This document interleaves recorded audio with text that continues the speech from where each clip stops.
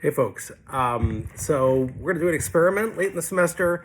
I'd like to try to make sure we have enough time to really have a robust discussion about workshopping, which, as I've said, is I think a kind of neglected art form, but I don't want us to neglect it. I want us to really focus on it because in some ways I think it's a really essential part of writing and of the creative process. But I want us to have enough time to talk about it that we're going to do an asynchronous lecture here in hopes that you can listen to this and then come to class prepared to grill me on it. Come with questions, with provocations, with things you want me to elaborate on, things you didn't buy that you want me to defend, whatever that may be. Okay, so I'm not sure exactly how long this is going to take. I'm hoping about a half hour. But we'll see. I'll try to keep it zippy. So, okay, so first, just an overarching take about workshopping, which is that it's a two-way gift exchange, I think is the framework I would use, which is an unconventional way of approaching it.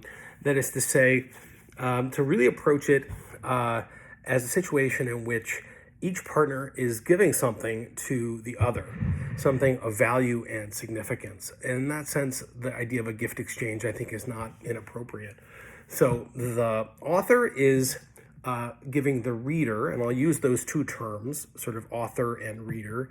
So the author is giving the reader the opportunity to access their insight, their eloquence, their creativity at an early phase. They are offering the reader some trust, right? That's kind of a gift of vulnerability to some extent.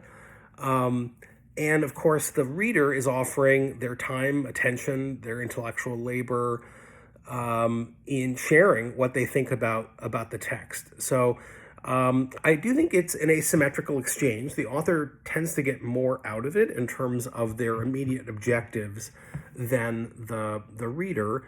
But nonetheless, I think it's important to see it as a two-way exchange in which both partners stand to gain, ideally, something from the exchange.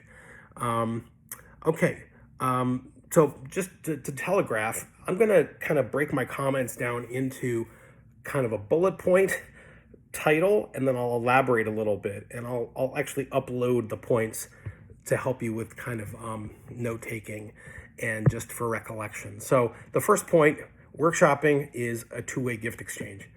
The second point is that feedback, which is a term that we use a lot in this, is, I think, not a great term. It's probably the wrong term. It comes actually from electronics. I did a quick nerdy search on the etymology of the term, and it comes out of like 1950s electronics, not surprisingly, right? We associate feedback with what happens when you have two mics, a mic and speaker that are too close to each other, and you get that howling sound.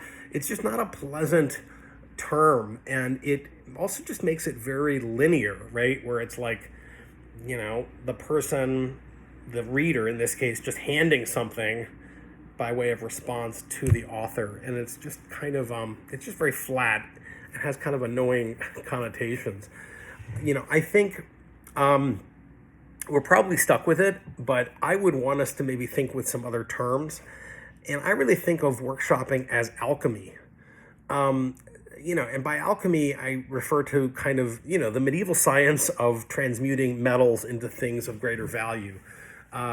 But the idea that you can take the insights and perspectives of two different people and put them in proximity and end up with something that's a third thing, right? One person comes with insights and perspectives, another person comes with their insights and perspectives, and what becomes possible is something that was not possible before the two of them got together, right? So I think of that as alchemical. It's something that has a certain indeterminacy about it.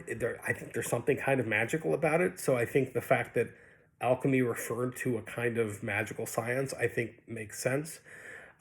So really thinking of it in terms of alchemy, I think is a helpful way of approaching it, right? And the goal, again, it's not the victory of one partner over the other. It's not a competitive situation. It's about what happens when two people with unique insights and perspectives get together and collaborate and and create something new, something that was not possible with either of them working entirely on their own. Okay, next point is that criticism and critique are not the same thing. So this is another terminological point which I think people can get hung up on, which is this idea that, you know, you don't want to be a critic. You don't want to be engaged in criticism. That's negative. That's fault finding. That's hurtful. And I want to just clarify here that criticism can be cutting, it can be hurtful, but I want to parse that from the role of critique. And critique, I think, is a term that is used for discernment, for asserting certain kinds of standards of judgment, for establishing gradations between better and worse work, right? So when you think about criticism, the image is kind of a judge's hammer coming down very firmly and decisively. And that may or may not be the right connotation. But I think the term critique is ultimately about assessment and discernment, and ultimately it involves some interplay of more positive and more negative assessments. So a critique is going to involve some form of careful evaluation that keeps in mind holistically all the things that a piece is doing and its various merits and demerits. And so what I want to say is that, you know, what I'm referring to here as workshopping, what we're engaging in is critique. I want you all to be engaging in a holistic, engaged form of response that that puts at the forefront the question of whether a piece is working as well as it can, and also is self-conscious about what it means when a piece is working better and not, right? I think that's a big part of critique, is that question of being aware of what standards you're using for whether a piece is working or not. Okay, related to that is a next point, which is that comradely tension is at the heart of a good exchange. What I mean by that is that, you know, we tend in our society, I think, to look at dissent or tension as negative. And obviously there are some kinds of tension that are quite negative, but other kinds that are absolutely essential to democracy. And and I really think that when you have a workshop session, if both parties get together and they just agree on everything, there's nothing that can happen in that session that's productive or useful. It's basically just a love fest, right? Where everybody's just like, wow, your piece is so great. Well, thank you. I think my piece is great too, right? And you can do that and everybody can feel kind of happy. But ultimately, that's a completely vapid exercise. The work is not getting any better through that. And that actually what a exchange needs to be productive is what I'm calling comradely or collegial tension. You know, that there's got to be some disagreement over small and big things about what it means that a piece is working, and that now I say comradely or collegial because I think there has to be a shared spirit of cooperation underlying the tension, right? So if the tension is a tension that is about me defeating you, me undermining you, right? That's clearly a destructive kind of tension. That's not going to make the work better in any way. But a kind of comradely tension, which says, hey, I'm demonstrating through my intellectual engagement that I want to see this move forward. I want to see this get better. And so I'm going to disagree with some things that you're doing in the interests of creating a conversation where the piece can get better. I think that's at the heart of a good workshop exchange. Okay, next point is that writers are often their own worst readers. Now, this may seem counterintuitive because we often think about writing in this sense of ownership, where it's like, I created this thing, so somehow it's a part of me and it belongs to me. And that means that I deserve complete intellectual ownership of it, interpretive ownership of it, right? And it can become very easy to invest in that idea. of ownership over a piece. Um, and that's very counterproductive when it comes to revising and making a piece better, because writers are often their own worst readers. Why is that? Well, it goes back to some of our conversations about the curse of knowledge. There are all kinds of things that you presume when you're writing that you already know, that you take for granted as background knowledge, and that other readers won't. And so the very fact that they bring a different base of knowledge means they're going to not take certain things for granted. So that's going to be really helpful, because by definition, there are going to be some things that you are no longer able to see about your own piece. Similarly, there are going to be connotations to certain words you use that, are not a part of your connotations, but might be a part of somebody else's connotations. And they're going to bring that to your piece. So by definition, you actually need other readers, and ideally more than one reader, to help you even see the piece that you've created. And so that's one reason why we need to do workshopping in the first place. But realizing that, I think, first means taking on the bigger principle that because I've created this, I'm the best and perhaps the only legitimate interpreter of this piece, which I think is completely wrong, right? A lot of what we've talked about is how do you create a piece that is both true to your intentions, but is also capable of communication. And for that to happen, there has to be part ownership of the piece by your reader, right? And so you bringing them in during the revision process is really essential to that. Okay, next point is that the writer should take the lead in a workshop session and remain in charge of the session. So even though we think about the reader as perhaps the active person, the person who's the judge, right? In fact, I want to emphasize that I really think it's the writer that should take the lead. What I mean by this is that, ultimately the writer is the one that has to make the changes. And so they have to be persuaded that changes need to be made. And so it really helps if the writer experiences their own agency during this process, that they don't feel put upon, that they don't feel bullied, that they don't feel silenced, that they don't feel judged, right? And one way to do that is for both parties to really realize that this is about the writer inviting in the input of a certain reader under certain conditions, right?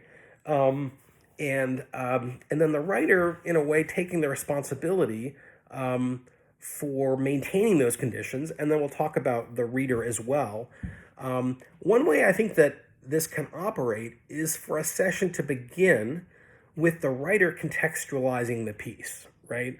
Where am I with this draft? Is this an early draft? Is this a late draft, right? So that itself can be really helpful in shaping the kinds of response that readers provide, right? So providing some context about where the draft is, and that I think can be enormously helpful, and kind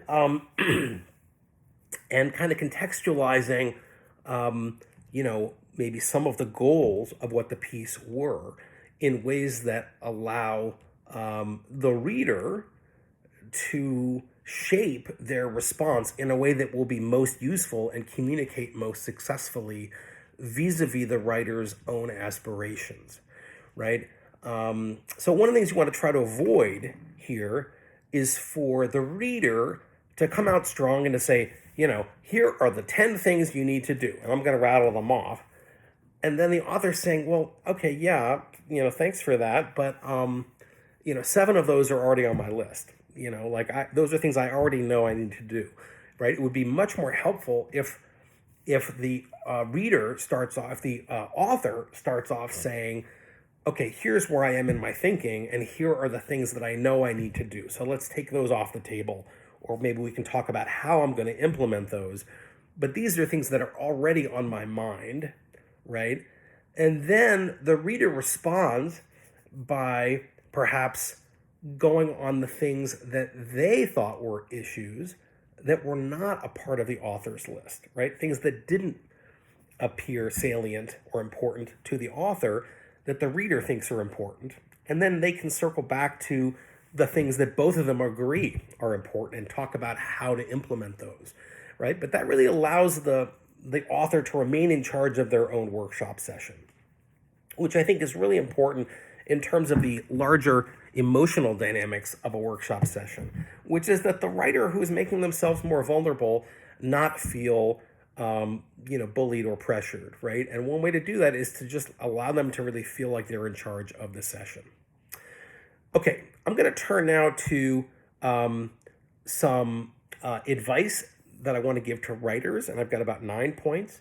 And then I'm going to turn to some advice for readers, and then I'm going to close out with some advice to both parties. Okay?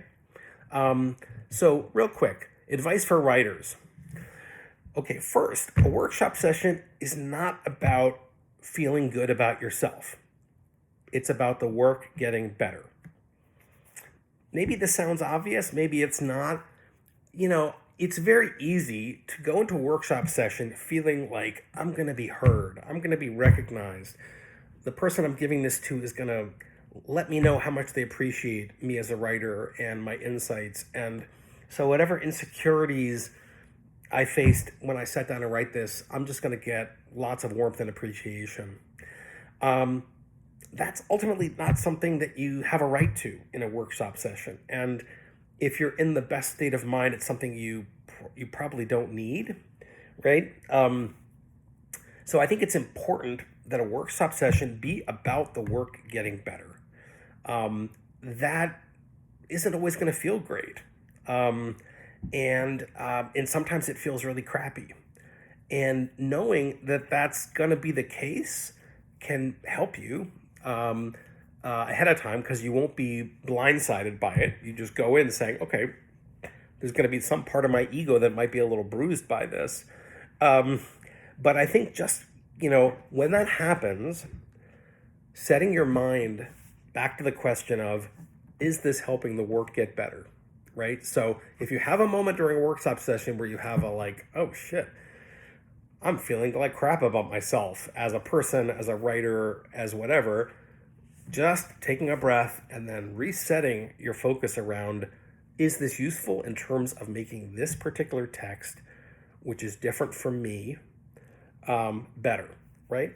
And the key thing here is to really distinguish yourself from the text, right? You are not on the chopping block. You are not being edited here. The question of your worth and value is not at stake. It is not on the table in this workshop session. What's at stake is the thing that you created working as well as it could conceivably work? And that's a very different question. Okay. Second point, be curious about your insecurities. So this takes that first point a step further. I think as you are turning your attention back from, gee, why does this suck so much? Why do I feel like crap right now? It's worth just spending a second wondering about your insecurities, wondering, what is it about this particular moment that's making me feel a little bit off, that's making me feel a little bit inferior. And I think you want to be kind to that impulse. There's probably something real that happened to you that you're reacting to. Maybe it's a feeling of imposter syndrome. Maybe you're wondering about your skill as a writer, right? There are all kinds of things that can be operating, all of which are legitimate, right? So I think you want to give permission to yourself to feel that. And that, I think, is part of setting them aside, is not to smack yourself upside the head for feeling those things, but essentially saying, okay, yeah, there was that third grade teacher who said that I would never amount to anything because of that poem I turned in. That's still in me somewhere, but you know what? I'm going to set that aside. That's not what's most important here when it comes to making this particular text better, right? A little bit of curiosity about where those insecurities come from can go a long way in helping you redirect your attention back to the issue at hand. Okay, another piece of advice for readers, for writers, know what kind of reading you'd like and ask for it, right? So oftentimes, a writer will know what they can use from a reader, right? And what they maybe can't use from a reader. So if, a piece is very preliminary, maybe you go and say, I could just use a quick look at the structure. Does this look like it's going to flow, or is it flowing? Do the pieces cohere, right? But you know what? I don't need you to give me a micro read of the sentences, for example. Like, I'm going to put a finishing touch on the sentences later. That's going to save your reader a lot of time, right? And it's going to allow you to get the response that's going to be most useful to you. So there's a lot of reasons in terms of maximizing the kind of usefulness of a workshop session in the author presenting ahead of time a handful of things that they're most interested in hearing. Not necessarily the response. You don't say, I want to hear from you that my structure is amazing. You say, I'm interested in knowing what you think of the structure. But that can be really helpful in saving your reader some time and energy and making sure that what they're putting their time and energy into is going to be the most productive and useful for you. Okay, another point is to rely on multiple readers. This obviously takes time, and it takes community, it takes contacts with multiple people, but inevitably, people are going to see very different things in the things that you write. And it's kind of strange and kind of weird and sometimes really frustrating and sometimes kind of wonderful that you can give the same piece of writing to different people, and even people that you might think of as pretty similar, and they will grab hold of really different things. They will neglect completely different things. They will take the same phrase and read it completely different ways. I mean, it can drive you a little crazy, but it's also very, very illuminating. It makes very, very clear how much the reader is involved in the making of the text when they read it. I think part of that is that eventually over time, you ideally get to know your readers. So you know that so-and-so is really good at the sentence level, but they're not so good at structure and the big picture, or the other way around, right?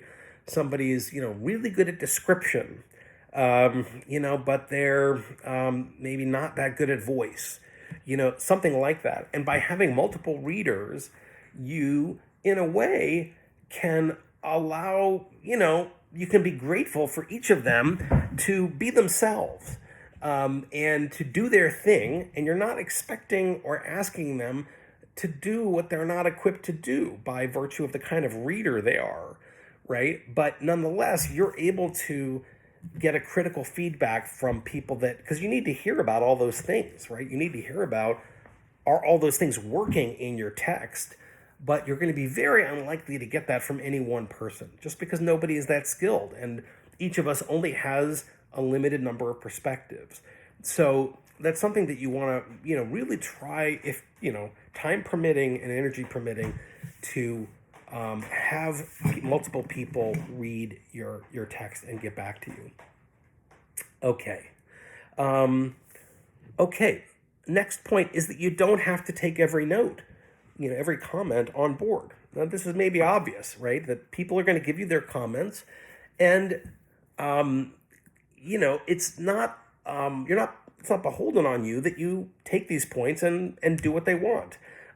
Your goal at that point is to assess them, right? Is to see if they work for what you're trying to do, right? Maybe they do, maybe they don't, right? But that's, at that point, the ball is in your court to kind of weigh those in your mind and figure out what, are the comments aligned with what you're trying to do? Maybe they're a little bit off base. Maybe they are off base, but they prompt you to think differently about what you're doing in a way that can help you find a solution to a problem. So just know that when somebody gives you a comment, again, you want to feel the force of that. I think you do want to experience that as significant, because the person is putting time and energy, and this is someone who, hopefully you're not giving your text to someone whose opinion you don't respect. That doesn't make any sense. So the person's comment or response should have a certain kind of force, but it's nonetheless left to you to make sense of it and figure out what the implications of that are for you and your text. Um, I would say that over time, if there's someone who you find reads one or two of your drafts and you find that you're not using very many of their comments, I would spare that person future drafts, right? That's a person who is putting time and energy in, but is maybe not influencing you substantially. And that's not a great use of their time, and it's not a great use of your time. So that's a case where I think knowing your readers and being attuned to how many of their notes you're actually taking and not taking can be important for the relationship. So okay, next point is look especially for patterns in responses. So if you're sending your piece out to multiple people, one of the things that can be really bewildering but also exciting is that you're going to get lots of different responses from people. And those responses can go in lots of different directions. Sometimes a fluky comment can be right on, something that only one person saw, but it's brilliant, and you want to take that into account. Oftentimes, though, you want to look for overarching patterns. If you send it off to 5 people and 3 or 4 of them say, "Hey, this paragraph is really confusing," you really need to change that paragraph, right? I mean, that's a substantial number of different readers who are having difficulty making sense of something you've written. So that's an opportunity and a necessity to take that paragraph back to the workbench and retool it, right? So as you're going through, and that can also help you make sense of what may be a welter of different voices about your text, is just to go through and try to identify some common themes. And again, that doesn't mean you rule out the things that just came in once, because sometimes and oftentimes it's the one person who noticed something that is truly brilliant that is the key. But in a way, if you're looking for low-hanging fruit, the things that you absolutely have to change, trying to find the overlap between responses is clearly the way to go. Okay. Next observation is that where useful, abstract from specific notes you receive from your readers. So what I mean by this is that sometimes a reader will catch something, right? Well, they'll say, you're using a flat description here, right? Halfway up the ladder of abstraction, right? Where you're not giving us something that is textured and concrete and specific. You're not giving us something that's abstract and conceptual. You're giving us one of those mid-level words that we've talked about, right? Maybe they just noticed that once. They just catch it. But it could be that that's the tip of an iceberg in your writing. And they just haven't noticed it other places, right? For any of a number of reasons. So sometimes what I will do is I will make a note of things that a reader catches once in one particular place, and I'll make a separate note of those, and I will later go through the draft and look for those as general problems throughout the draft, right? That, again, the reader might not have paid attention to, but if it appeared once, it's likely to be something that I've done multiple times, right? So that's worth kind of going back and paying some attention to. So that's what I mean by abstracting, right? Take the specific thing that one reader has noticed and see if it is a more general pattern in the work as a whole. And if you can catch other instances in your own writing where you're doing it that the reader may not have caught. Okay. All right, a couple more points on writers, and then I'll turn to readers. All right, the last couple for writers. It can be really frustrating when a reader comes back and either misreads something or misunderstands something that you've written, right? They respond to it in a way that shows that they just didn't get it, right? Or they assign some different meaning to it. That can be frustrating. And again, a kind of ego-centered way of reading can be, why did I pick this person to read? This person is clearly not up to the task, right? It can get meaner than that, depending on your mood. That's a place to take a deep breath and to realize that readers' misreadings and misunderstandings can be useful.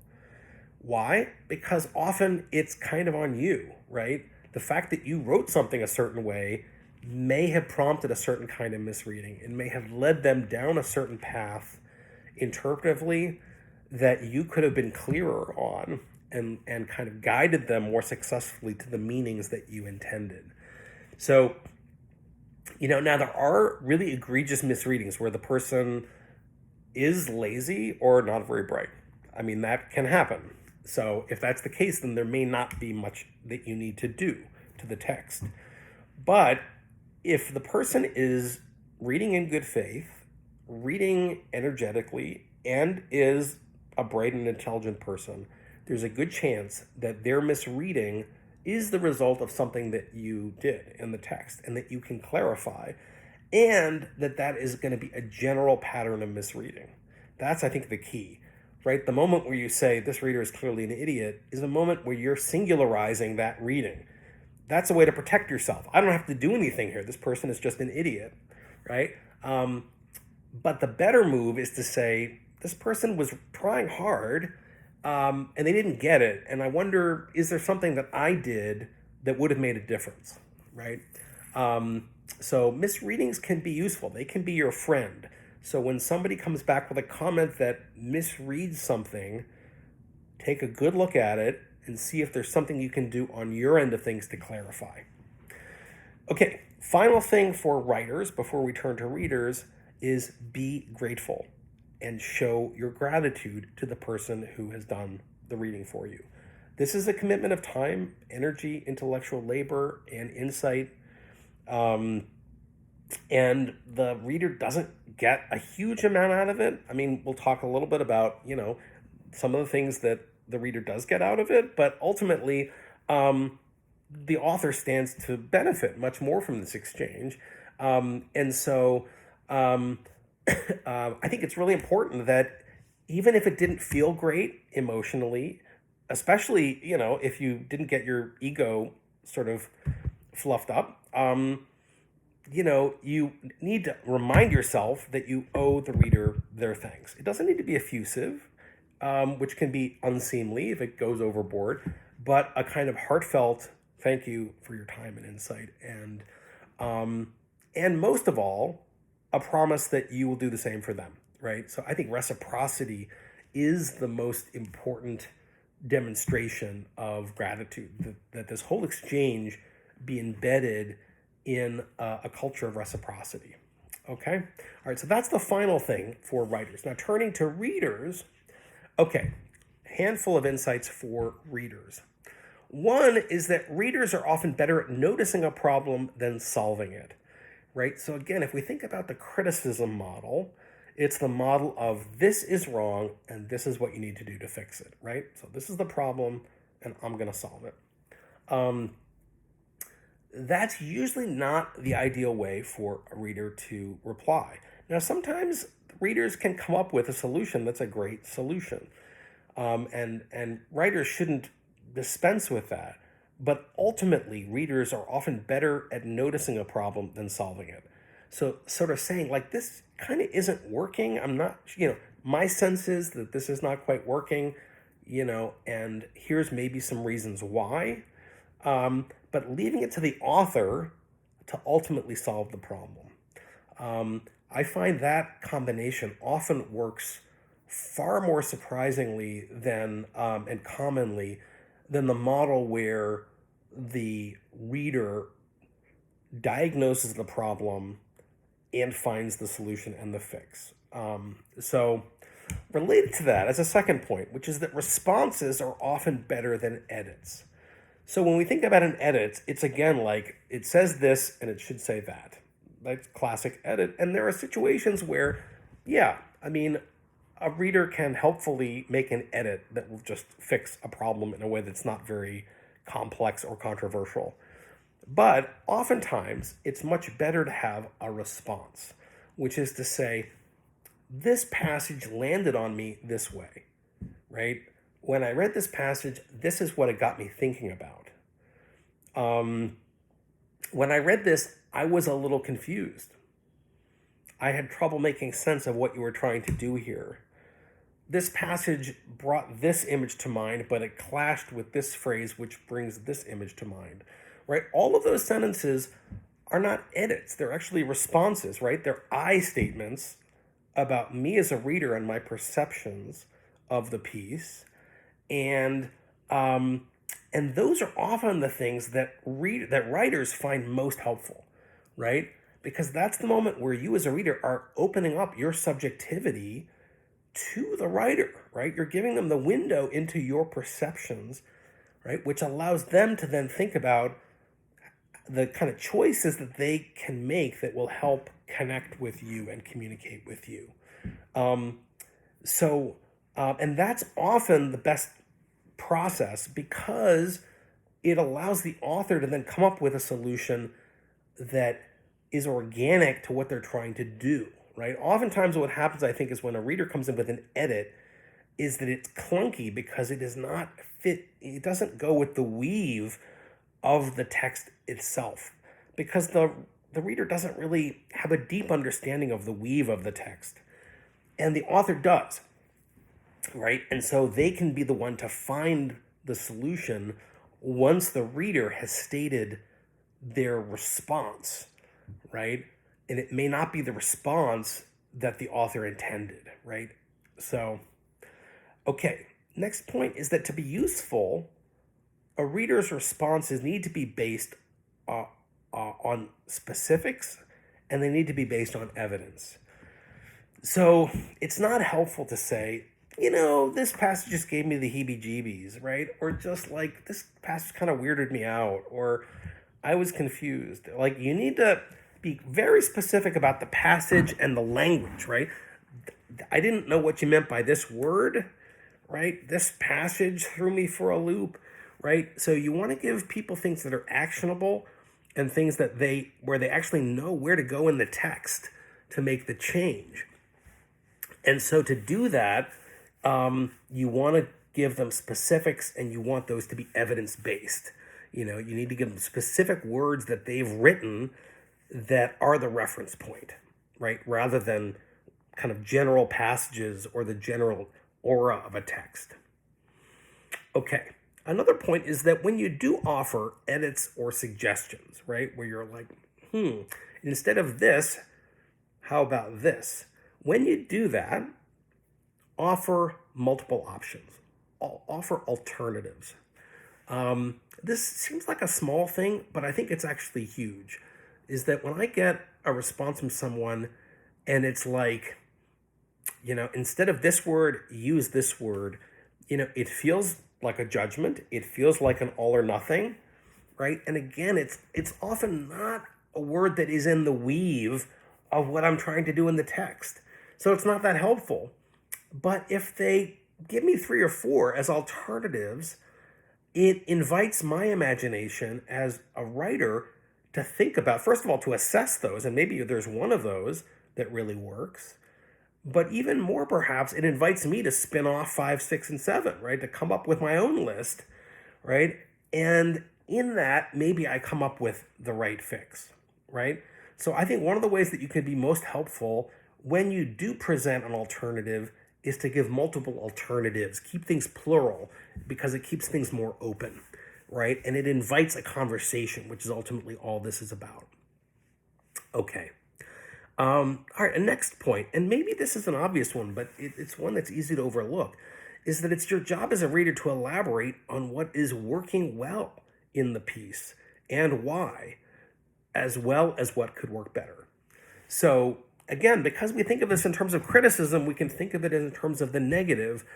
And there's often a way I think that we can approach the idea that like we're only learn through tough negative criticism, right? Like there's something in our understanding of how people learn that's kind of harsh and judgmental, where we're like, fault finding is how people learn. But the fact is that people learn as well or better when you tell them what's working really well and why, right? So that I think is really important, not just for morale and not just to make people feel good about themselves, but also because sometimes people do something that's working really well and they don't really know why, right? Or they stumble upon something that's working really well, or maybe they know it's working well for X reason, but they don't realize that it's also working well for Y and Z, right? So there's a way that helping them zero in on the parts that are working well can be as effective in helping them see their own piece as focusing on the parts that you think could work better. Um, so, okay, a next point is to try and notice and flag different kinds of things as a reader. So, now I think in my experience, readers tend to read for one or two things.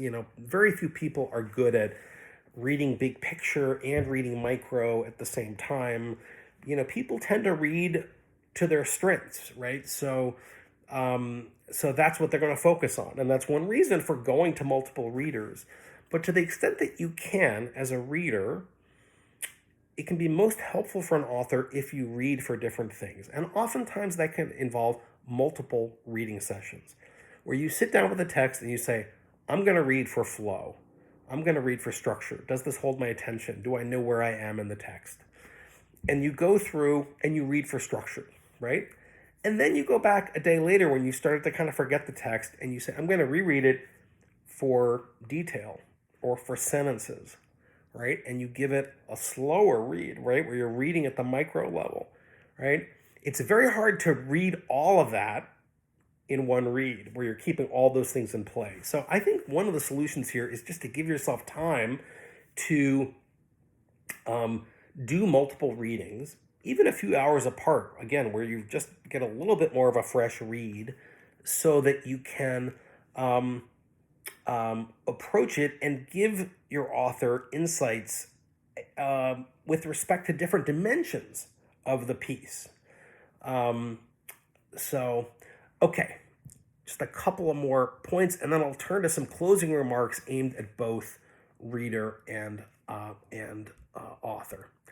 Okay, so readers should comment in a way that depersonalizes.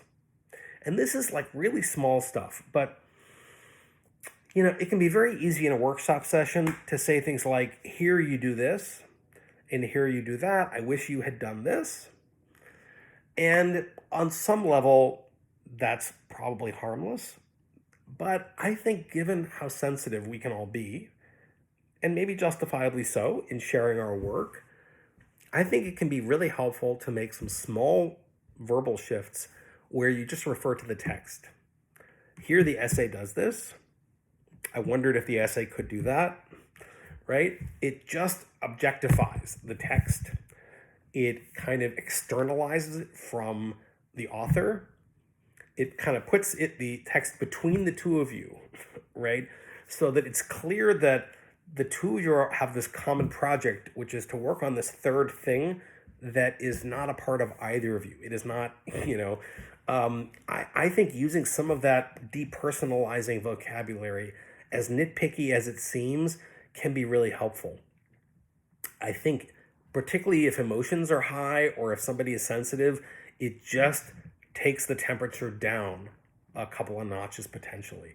So I would just really encourage you to try to talk about the text, the essay, the work, the piece, this paragraph, but to try to not use the language of you, right? I think it's okay to use the language of I feel this, this had this impact on me, but don't use the language of you, which can sound accusatory, and it can sound like you're imputing some motive or some characteristic to the author that may not be correct, and in any case might be hurtful and destructive of the dynamic. Okay. All right, a couple more final comments for readers. One is that the best responses are those that involve you thinking against the grain of your sensibilities. And I actually think of this as one of the metrics of a first-class intellect in general, is somebody who can think against the grain of their sensibilities.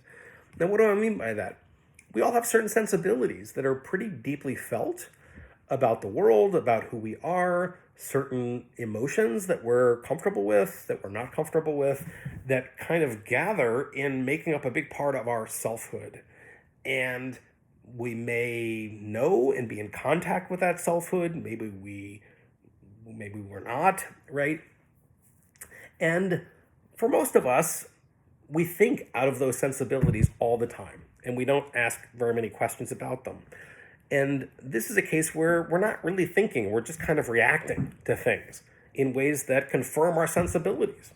I think that's a way that a huge amount of mental activity happens in the world that does not involve thinking. It's mental activity that does not involve thinking. It's essentially reacting out of one's sensibilities.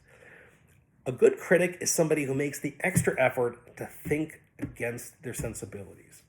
And what I mean by that is that if you know, for example, that you kind of like things to be in the middle, or like you have a sense that you want things to be in the center, which means you're always imagining that there's an extreme here and an extreme there, and you always want to find some kind of middle ground. Like that's a sensibility level commitment, right? And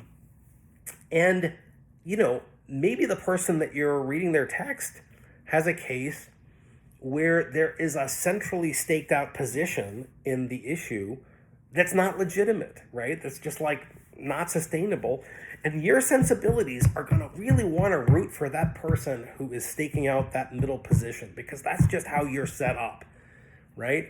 And I think a sign of a really committed critic, in the best sense, someone offering a critique, is someone who can set that aside and say, okay, you know what? Regardless of what my deep needs are, right? That's not what this piece is about. That's not what this situation is about. And I have to set myself aside and see this piece and the situation for what it is and react to it as it is. And that's going to involve me setting my own sensibilities aside and even challenging my sensibilities with my thinking, right? This is actual thinking, and it's something that people don't do a huge amount of. But I think a good critic is somebody who's willing to do that, right? Another example would be in terms of taste. Like maybe you like, prose that is really moderate or low key or just voiced in a very mild way. And the person is got this very exuberant voice, right? Your job as a reader is not to say, you need to dial this down 8 notches. It's at 11 and it needs to be 3. The person is clearly writing that for a reason, and your goal there, again, is to think against the grain of your sensibilities, to say, this person wants to write this piece at 11.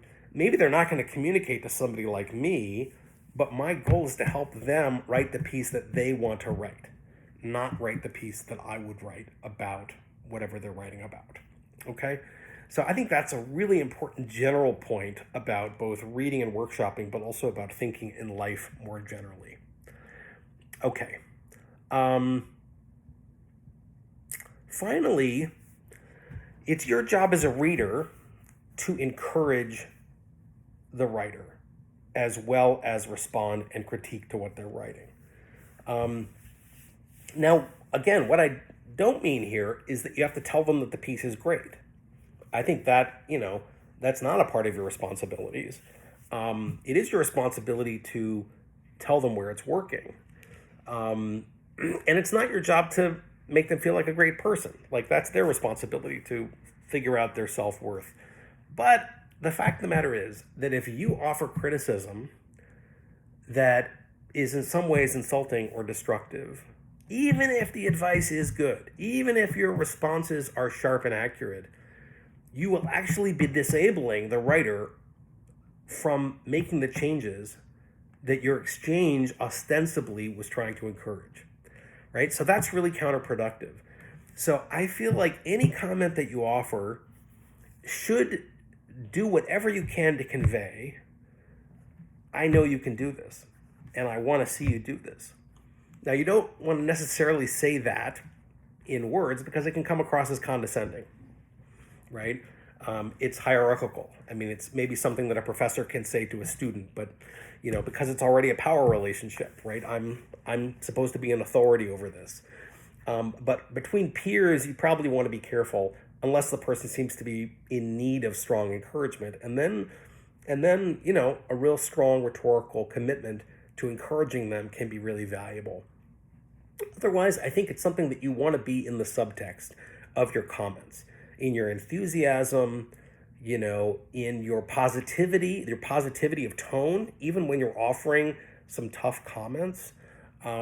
So your job is to both offer your responses and maybe suggestions and edits, but to also hopefully help the author sustain the spirit they need to actually make the changes, right? And again, that's mostly on them to keep themselves together, but workshopping can be an emotionally powerful or fraught moment, and you as a reader want to play as positive a role as possible, not only in kind of sharing information, but also in creating the emotional conditions that will allow the author to take the next step.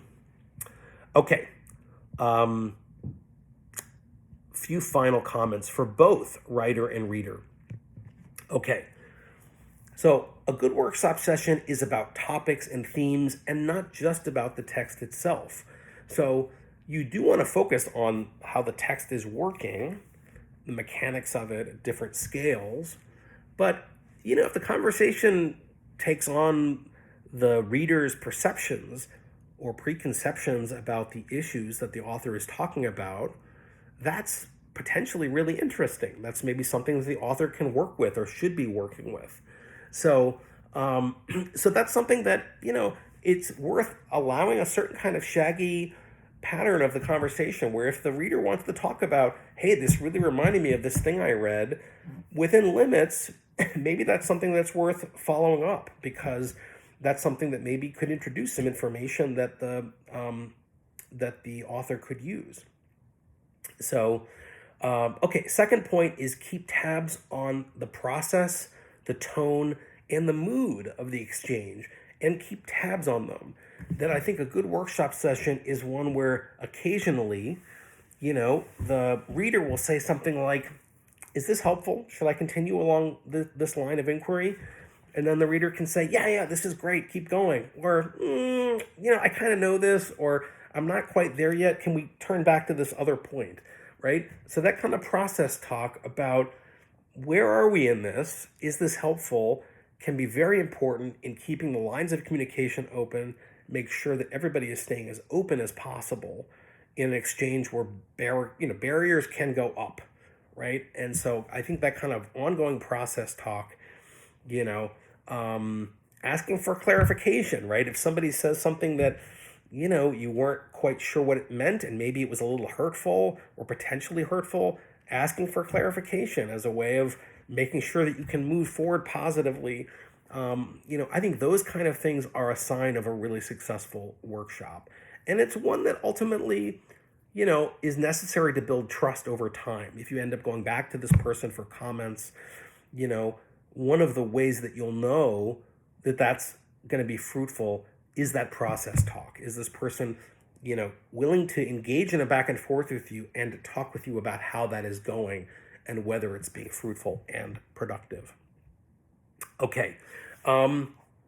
So one point that I think is a really important general point that that I hope has come through these comments in general is the importance of checking your ego for both participants.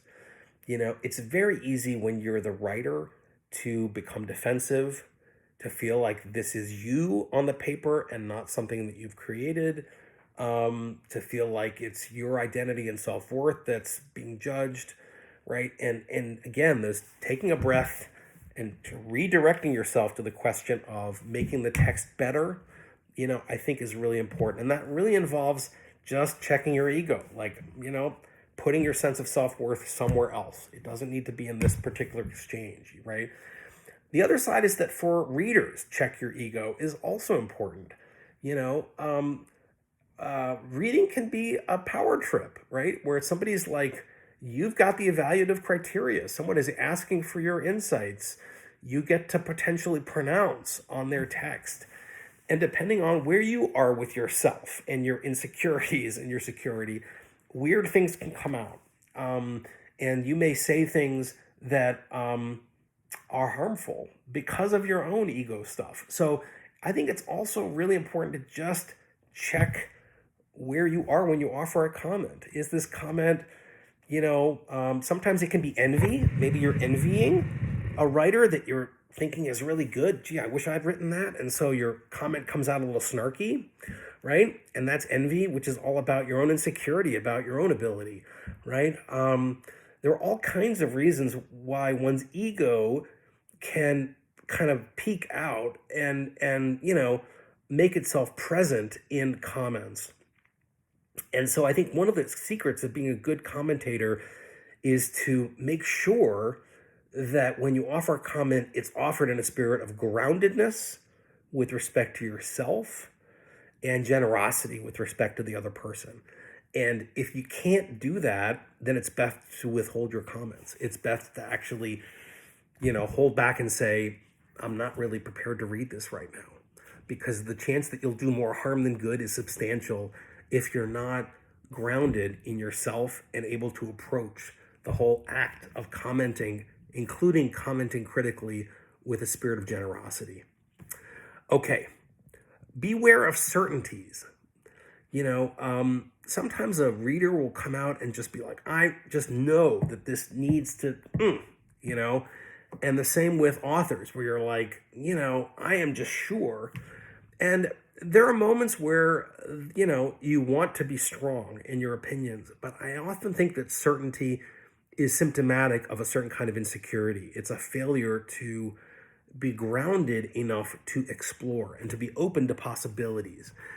And so when you find yourself really dug in and committed and inflexible, I think it's worth being curious about that, because there may be things operating there that are not actually about having the right answer and may actually be about where you are with respect to your emotions in ways that are preventing you from being open to solutions that you need to be open to.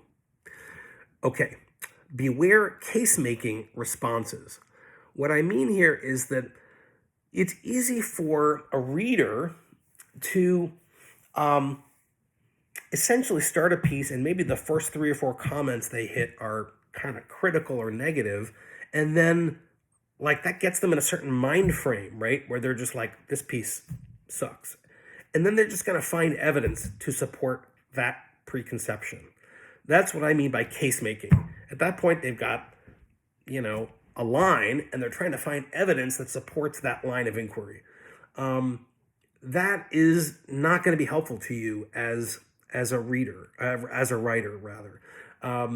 So, I think one of the signs that a reader is being conscientious is that all of their readings don't line up neatly with each other, because a piece of writing is a messy thing. So the responses shouldn't all head in the same direction. They should also kind of go in lots of different directions. So if you get a sense that a person is making a case, again, I think of this as like a lawyer, right? Where all the evidence is lining up in a particular kind of way, positive or negative, that's reason to be skeptical. And you might want to just be cautious if you as a reader find yourself doing that. And certainly as an author, if you find your reader is doing that, again, being more affirmative or more critical, I think there's reason to be skeptical of that person's reading. Okay, related to all this is beware toxic feedback.